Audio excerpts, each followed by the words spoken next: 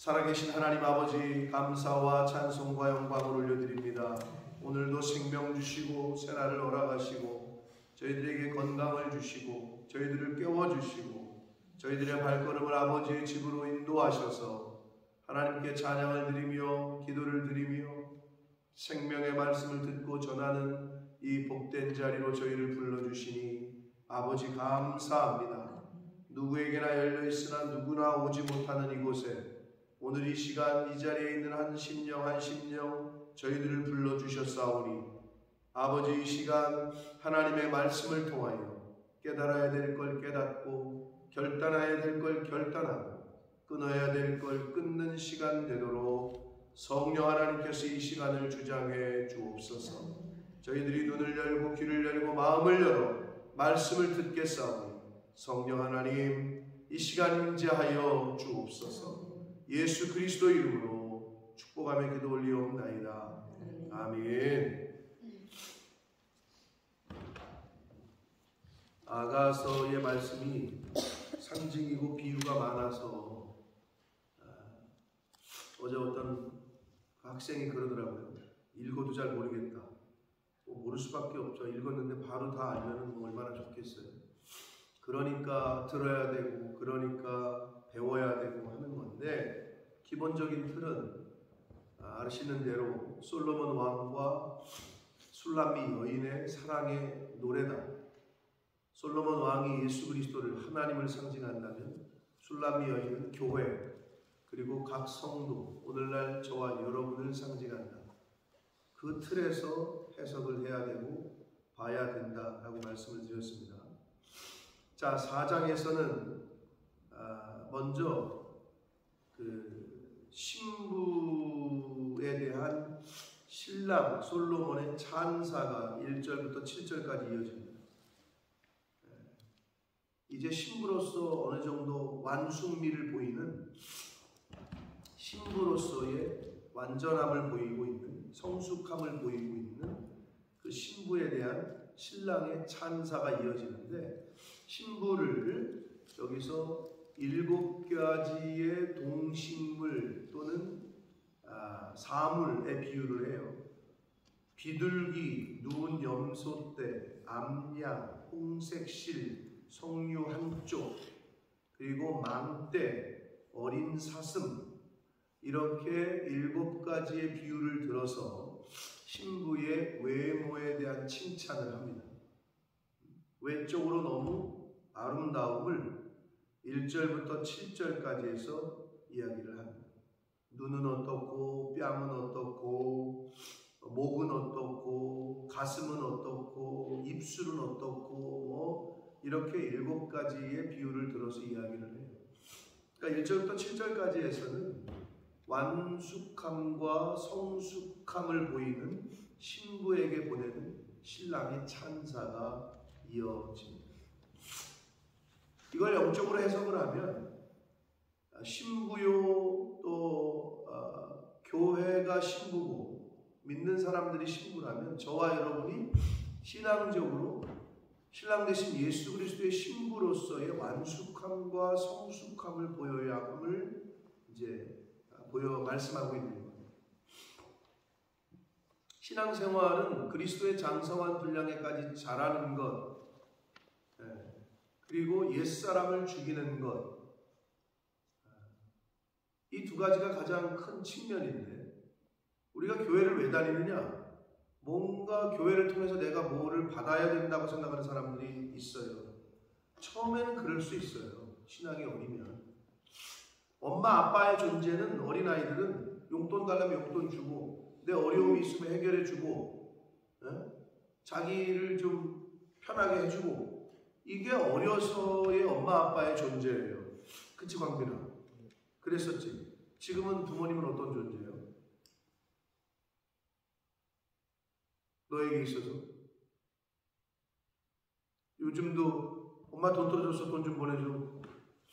엄마 나 돈 떨어졌으니까 엄마 카드 쓴다. 그냥 이런 말만 하는 존재. 존경하고 감사하고 그 사랑과 은혜에 감사해서 내가 내 인생을 삶에 있어서 그로부터 시작된 거니까. 그 두 분으로부터, 그지? 그 두 분이 아니었으면 이 세상에 올 수 없었으니까. 그러면 그 부모님의 뜻에 실망시켜드리지 않게 잘 살아야 되고 잘 해야 되고, 또 훗날은 부모님이 늙으면 책임을 져야 돼. 봉양해야 돼. 그런 존재잖아요. 근데 나이가 먹었는데도 계속 부모한테 그냥 뭐 달라기만 한다. 그것이 신앙생활을 몇 대째 했는데 몇십 년째 하고 하는데도 교회에서 뭔가를 바라기만 하는 사람들이 있다는 거예요. 제가 어느 사람들한테 그랬어요. 이제 너희 정도 되면 이사 가서 교회를 정할 때 하나님 어느 교회로 갈까요? 내가 어디 가서 주께서 맡기신 일을 감당할까요? 이런 측면에서 교회를 선정해라. 근데 뭐라 그러냐? 이 교회 가보고 저 교회 가보고 저 교회 가는 기준이 뭐냐? 여기가 우리 애들이 교육시키기에 좋은가? 여기가 좀 시설이 좋고 여기가 좀 프로그램이 좋고. 대부분 열의 아홉은 그걸로 교회를 정해요. 언제까지 그럴 거냐는 거죠. 언제까지 어린아이와 같은 우유만 먹고 있을 거냐는 거죠. 우리의 신앙생활은 이제 이렇게 새벽 말씀, 새벽 성도들은 왜 교회를 다니느냐? 하나님이 교회에 대해서 어떻게 하라고 하셨고, 하나님이 교회를 통해 신앙생활을 통해 나에게 주신 사명이 뭐고, 내가 어떻게 해야 되고, 이런 측면에서 고민을 해보고, 그래야 성장이 있는 거고 발전이 있는데, 하나님 앞에 갈 때까지 그게 안 되는 안타까운 일이 많이 벌어진다는 거예요. 그러므로 우리가 신랑 되신 예수 그리스도의 영적인 신부로서의 성장함이 있어야 된다는 거죠.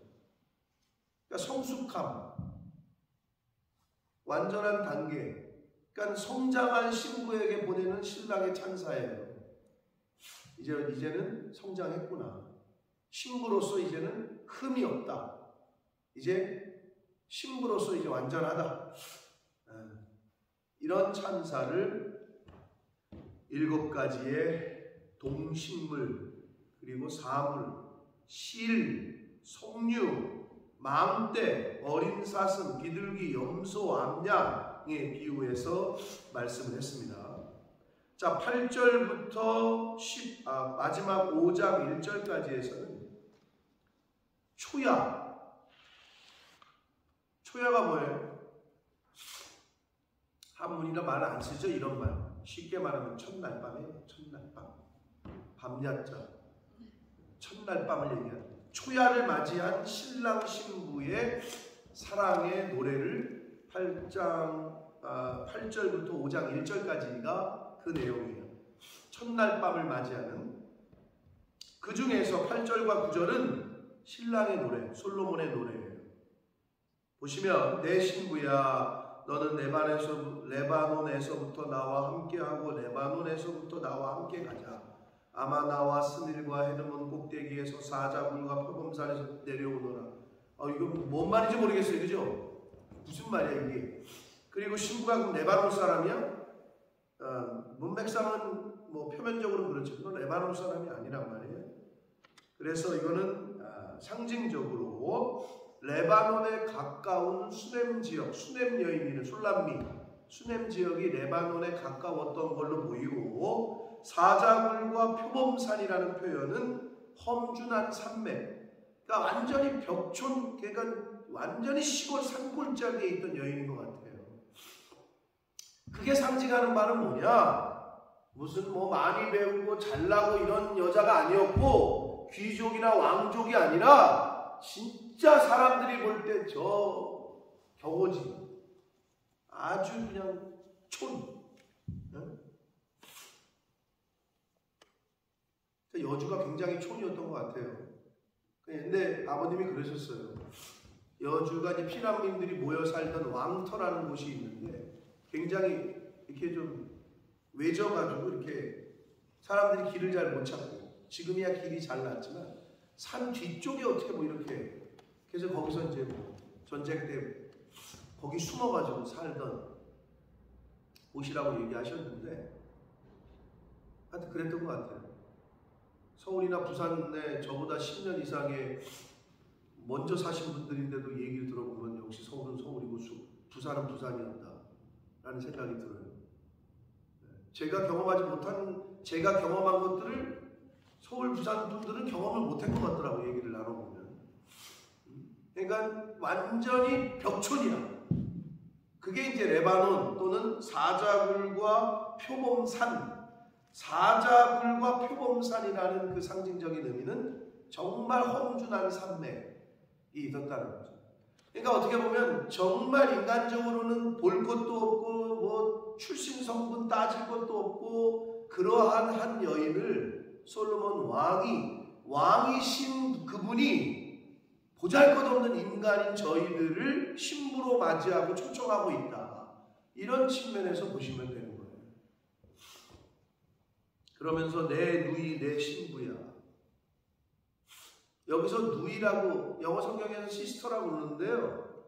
왜 누이라고 했냐 하면, 그러시는 분들 있는지 모르겠어요. 남편이 아내를 부를 때 남편 되는 분이 저 말고 유정원 집사님밖에 없어요. 그런데 김금숙 집사님을 혹시 부르실 때 애칭이 있나요? 뭐 있어도 말 못하겠지, 쑥스러워. 저는 가끔 애기라고 불렀단 말이에요. 남자들이 보편적으로 그렇게 많이 부르는데 연상의 여인이 아닌 이상에는. 그런데 자기 부인을 언니라고 부르는 사람이 있어요. 유명한 사람이 대한민국에. 모르시죠? 최민수 씨가 강주은 씨를 부를 때 그렇게 불러요. 김경희 씨 들어봤죠? 네. 여기 프로그램 같은 데 나오면 TV 프로그램에 한국에 최민수라는 그 유명한 배우가 자기 와이프 강주은을 부를 때 언니야 이렇게 불러요. 언니라고 불러. 애칭이야 그게. 그것처럼 여기서 왜 아내를 누이라고 그러냐면 이 당시 문화에서 자기가 사랑하는 사람에 대한 별칭으로 누이라는 표현을 썼대요. 기록에 의하면. 그러니까 여기서도 누이, 내 사랑, 내 신부 이런 표현은 아주 지극히 가족같이 사랑하는, 아주 사랑하는 표현을 할 때 그렇게 썼다는 거예요.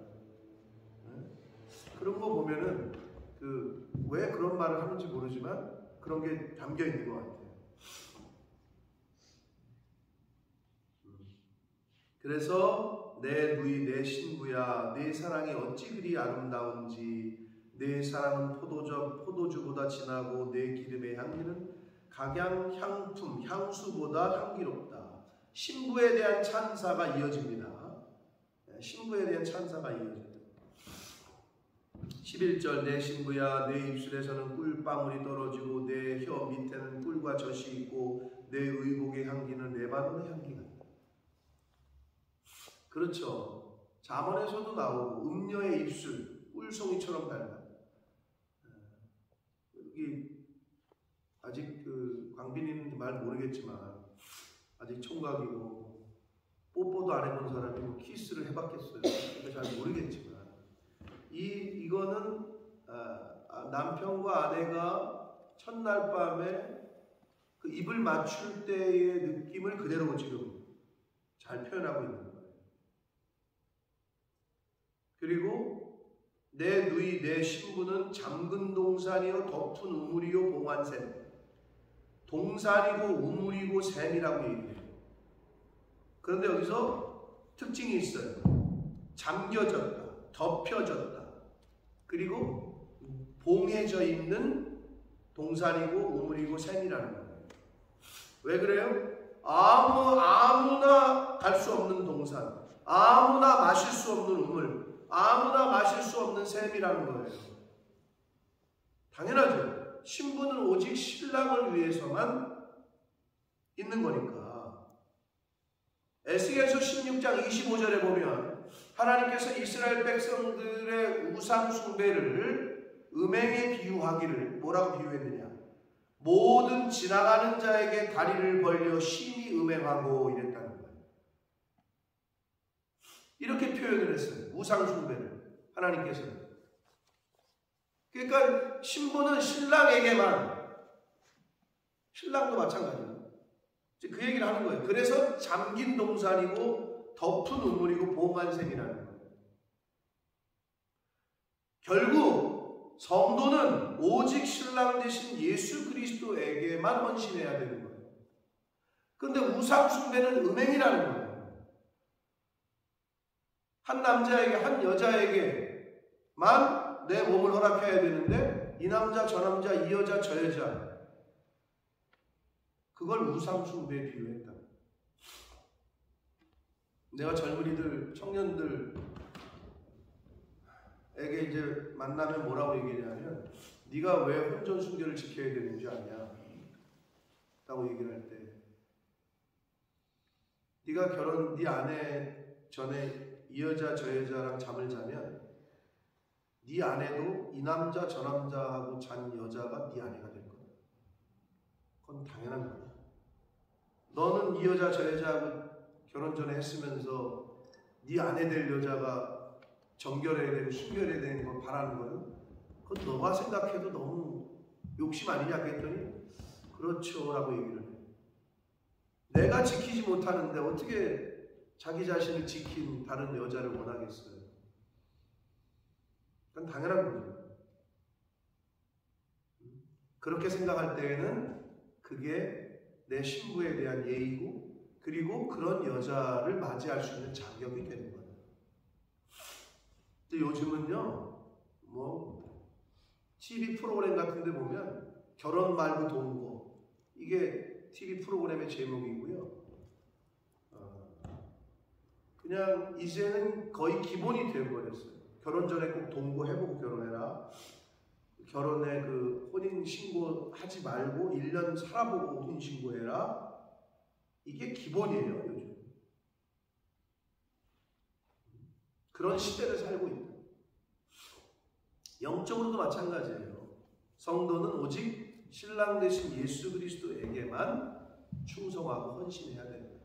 이거를 여기에서 신랑과 신부의 이 대화 가운데 우리가 교훈받을 수 있습니다. 13절, 내게서 나는 것은 송유나무와 각종 아름다운 과수와 고베라와 나도풀과 나도와 버노마와 창포와 게수와 각종 유향목과 모략과 침향과 모든 귀한 향품이다 이랬는데, 결국 신부에게서 느껴지는, 그리고 신부를 통해서 모든 각종 아름다운 과수라 그랬어요. 포도나무, 뭐 사과나무, 무화과나무로 그 당시 팔레스타인 지방에서 대표되는 과실들이 있어요. 그리고 귀한 향수, 향품이래요. 열매와 향기가 난다는 거죠. 신부에게서. 네. 남자는 여자를 통해서 힘을 얻어요.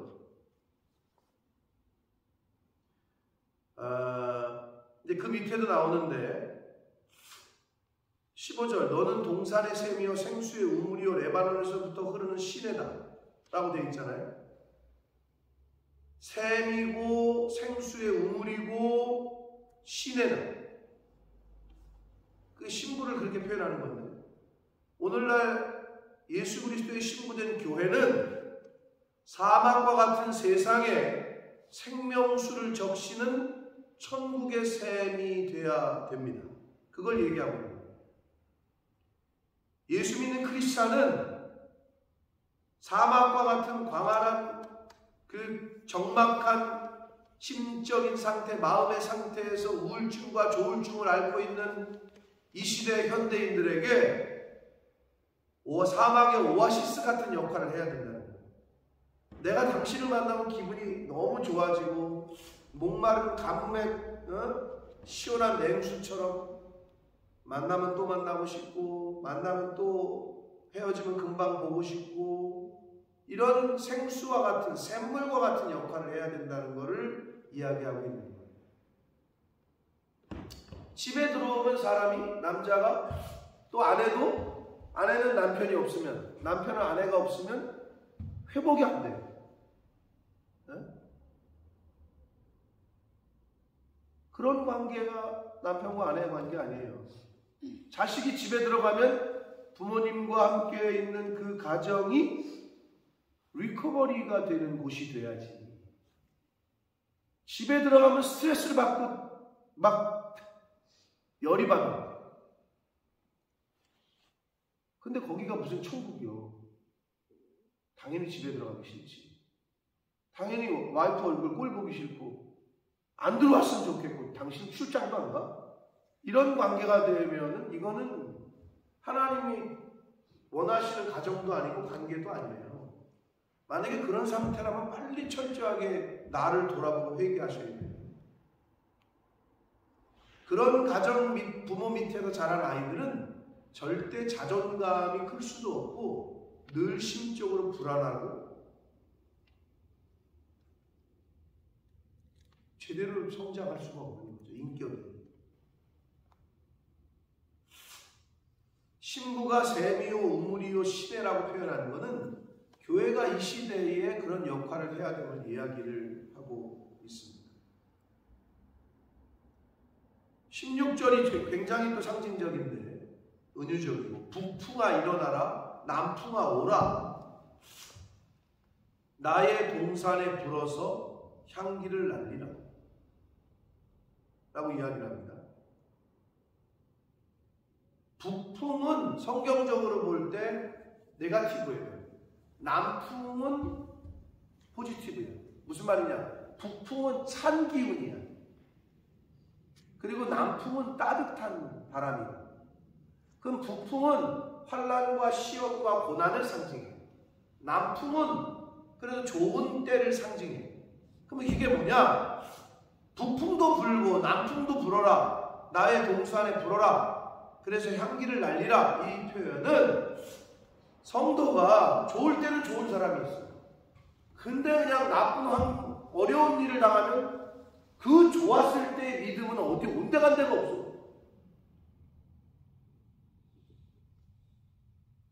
아니 시험을 당해봐야 시험을 봐봐야 오늘 요번에 광빈이가 시험을 여러 번 봤는데 그래야 공부를 했는지 안 했는지 알고 패스냐 아니냐를 확인하잖아요. 믿음의 시련이 왜 오냐? 정금같이 나오게 하기 위해서. 진짜 신앙생활을 똑바로 했는지 알게 하기 위해서. 그러니까 시험 보는 게 좋아야죠. 내 진짜 믿음을 하나님 앞에 드러낼 수 있는 기회인데 여기서도 지금 뭐라고 그러냐? 북풍도 불고 남풍도 불어라. 어려움도 오고 좋은 일도 와라. 그걸 통해서 나의 향기를 날릴 것이다. 내 믿음을 보여준다는 거죠. 좋을 때도 믿음, 나쁠 때도 믿음을, 하나님을 향한 마음을 전하겠다는 거죠. 성도는 그래야 되는 거예요. 좋을 때는 뭐 믿음을 쓸 필요도 없어. 좋은 일인데. 근데 북풍이 불었을 때, 진짜 쌩 하는 찬 기운이 불고 시련과 환난과 고난을 당했을 때 그 사람의 믿음을 알 수 있는 거예요. 여기서 참 북풍도 불고 남풍도 와라. 나의 동산에 불어서 향기를 날려라. 내 믿음을 많은 사람들에게 내 향기를 그리스도의 향기를 전해라. 나의 사랑하는 자가 그 동산에 들어가서 그 아름다운 열매 맺기를 원한다. 사실 16절은 신부의 화답이거든요. 근데 여기서 그 동산이라고 표현하는 것은 자신의 동산이거든요. 자신의 몸은 자신의 육체잖아요. 그런데 뭐라 그래요? 내 몸을 내가 주장하지 말라라고 성경은 얘기해요. 남편이 주장하는 거예요. 남편의 몸은 아내가 주장하는 거예요. 그게 성경적이거든요. 근데 여기서 이 신부가 그 동산이라는 거는 소유격이야. 그의 동산. 자신의 몸은 남편의 거라는 거예요. 그래서 사실은 16절은 첫날 밤을 치르는 육체적인 결합을 하는 것을 상징하는 거예요. 여러분 이러고 있습니다. 단일을 이루는 것은 영적인 정신적인 단일만 이루는 게 아니에요. 가끔 이제 TV 같은 데 보면 가족끼리 이러는 거 아니야. 이런 웃기는 멘트들을 드라마 같은 데 나오는데 부부가 결혼을 했는데 관계를 안 하네. 그걸 이제 섹스 리스라 그런단 말이에요.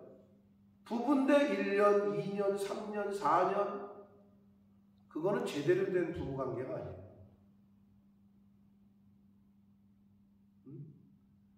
진정한 결합과 단일은 육체적인 결합도 굉장히 중요해요. 그리고 영적인 결합, 마음도 하나 되는 건 당연하고 육체적인 결합을 하는 건 당연한 거예요. 지금 여기서 그 표현을 하고 있는 거라고. 나의 사랑하는 자가 자신의 동산에 들어가서 그 아름다운 열매 먹기를 원한다 라고 신부가 자신의 몸을 그의 신랑 거라고 얘기하면서 그가 나에게 들어와서 나와 하나 되기를 원한다. 이걸 얘기하고 있는 거거든요. 예수님이 뭐라 그랬어요? 내가 내 안에, 내가 내 안에. 이건 굉장히 심오한 말씀이에요. 철학적이고. 단일을 이루는 거예요. 단일. 하나님께서 그렇게 허락하신 게 부부고 가정이라고.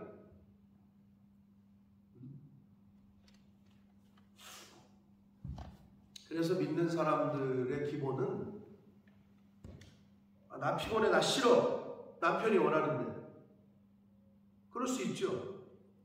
그리고 남편도 마찬가지야. 근데 육체적인 관계가 막 1년에 한 번 한다. 2년에 한 번 한다. 이건 제대로 된 관계가 아닌 거예요. 그래서도 안 되고.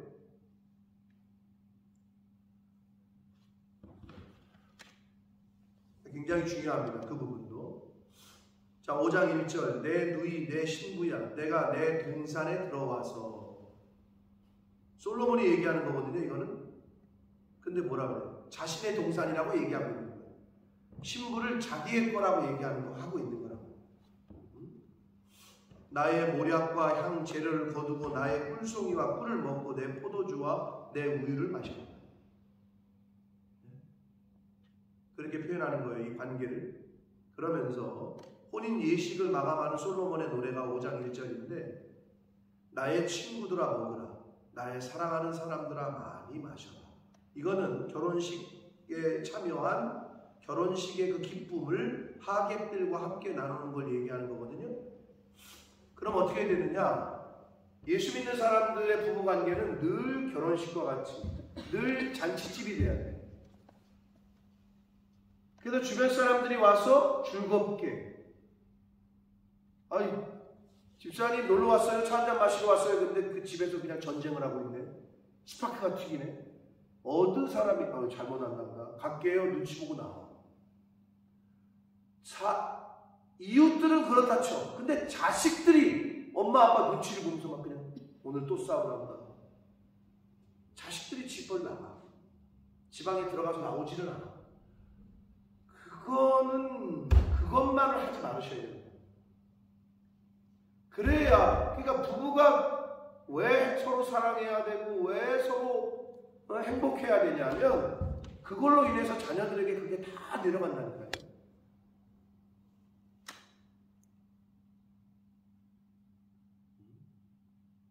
이거는 부부관계도 마찬가지고 가정도 마찬가지고 교회도 마찬가지입니다.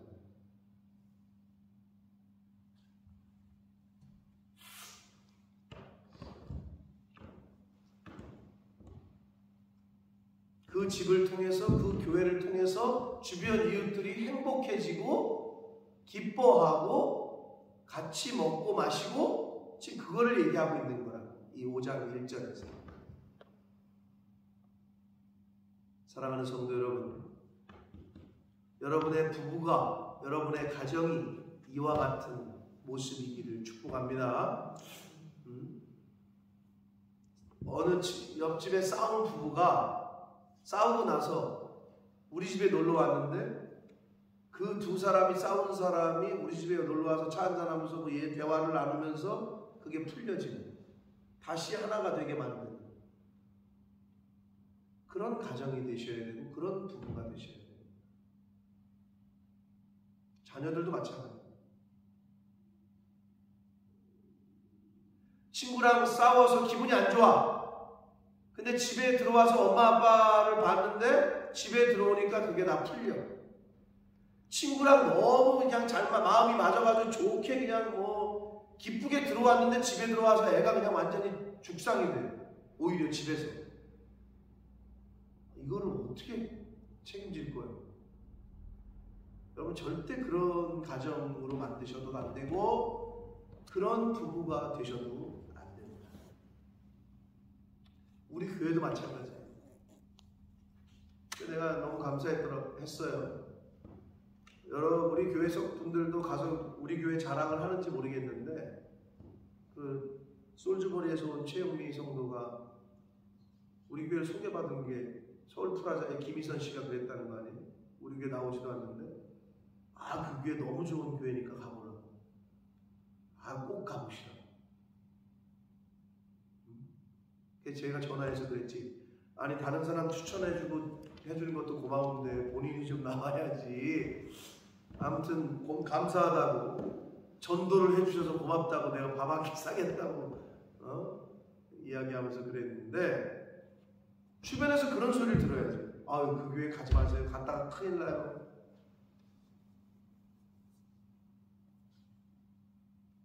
저 사람들하고 관계했다가는 안 좋아져요.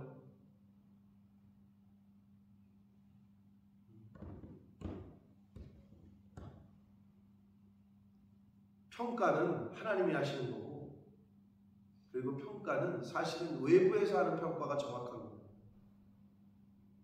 나 신앙생활 다 잘하는데 나는 이쯤 되는데 그건 자기 생각이지. 첫째는 하나님이고 둘째는 주변에서 볼 때, 제3자가 객관적으로 봤을 때. 사랑하는 성도 여러분, 솔로몬과 술람미 여인의 관계가 저와 나와 예수님과의, 교회와 하나님과의 관계임을 잊지 마시고 이러한 관계가 될 수 있도록 힘쓰고 애쓰는 저와 여러분 되시길 축복합니다. 부부는 그래야 되고, 가정은 이래야 되고, 교회도 이래야 된다라는 것을 아가서를 통해서 계속 교훈하시고 있는 거예요. 이 아가서의 말씀을 통해서 부부간의 관계가, 가정의 모습이, 교회의 모습이 솔로몬과 술람미 여인의 관계처럼 그렇게 아름답고 깊은 사랑의 관계가 될 수 있는 저와 여러분의 가정과 우리 교회가 되기를 예수 그리스도 이름으로 축복합니다. 살아계신 하나님 아버지, 감사와 찬송과 영광을 올려드립니다. 오늘도 하루를, 이 우주 만물을 주관하셔서, 시간을 주관하셔서 새날을 맞이하게 해주시고 생명을 연장시켜 주셔서 오늘 새날을 또 맞이하며 생명의 말씀을 들려주심으로 하루를 시작하게 하시니 아버지 감사합니다. 아버지 하나님, 술람미 여인과 솔로몬의 그 아름다운 모습들, 그 대화들, 이것이 나와 아버지와의 대화가 되게 해주시고 그 아름다운 모습이 우리 교회에 속한 가정의 모습이 되게 해주시고 부부의 모습이 될 수 있도록, 또 몸된 교회와 하나님 아버지와의 그 모습이 될 수 있도록 주님 은혜 주시고 함께해 주옵소서. 우리가 그렇지 못한 모습이 있다면 회개하게 해주시고 고치게 해주시고, 아내도 남편도 하나님 말씀에 순종하고, 자식들도 부모들도 하나님 말씀에 순종하고, 목회자도 성도도 하나님 말씀에 순종하여 나에게 주신 것, 이루라고 하신 것을 잘 이루어갈 수 있도록, 나는 이루어가는데 너는 왜 그러냐, 이런 말은 입 밖에도 내지 않도록 나 자신만 철저하게 고쳐가는 그러한 신앙생활을 하는 이 자리에 있는 하나님의 자녀들, 몸된 교회에 속한 모든 영혼들, 권속들이 되게 하여 주옵소서. 예수 그리스도 이름으로 축복하며 기도 올려옵나이다.